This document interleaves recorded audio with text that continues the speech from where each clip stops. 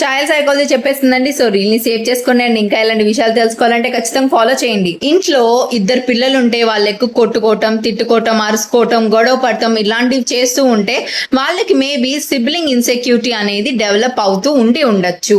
ఈ sibling insecurity అనేది ఒక సిబ్లింగ్ కి ఇంకో సిబ్లింగ్ మీద ఈర్ష్య భావన, హేట్రేడ్ అనేది పెరగడం.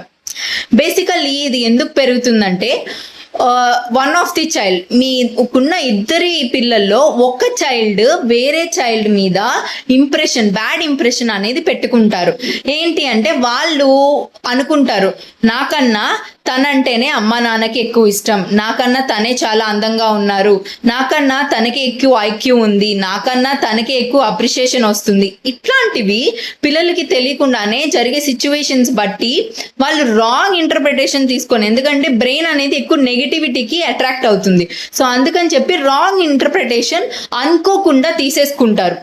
సో బేసికల్లీ ఇలాంటి సిచ్యువేషన్లో పిల్లలు అనే వాళ్ళు వాళ్ళ సిబ్లింగ్ తో ఎక్కువ కనెక్ట్ అవ్వరు, ఎప్పుడు గొడవ పడటానికే చూస్తూ ఉంటారనమాట.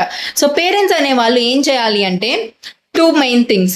ఫస్ట్ థింగ్ ఇస్, మీకున్న ఇద్దరు పిల్లల్లో వాళ్ళ మైండ్ సెట్ ఏంటి అనేది మీరు ఫైండ్ అవుట్ చేయండి. ఫస్ట్ కిడ్ మైండ్ సెట్ అనేది వేరుగా ఉండొచ్చు, సెకండ్ కిడ్ మైండ్ సెట్ అనేది వేరుగా ఉండొచ్చు. సో ఫస్ట్ అసలు మీ పిల్లలు ప్రాక్టికలా, ఇన్నోసెంటా, లేదా సెన్సిటివా, బాగా ఎమోషనలా, ఇవి ఫైండ్ అవుట్ చేయండి.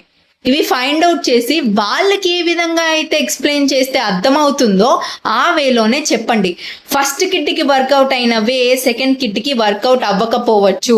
సో అందుకని చెప్పే మీ ఇద్దరు పిల్లలు మైండ్ సెట్ డిఫరెంట్గా ఉంటాయి కాబట్టి డిఫరెంట్గా డీల్ చేయండి పిల్లల్ని.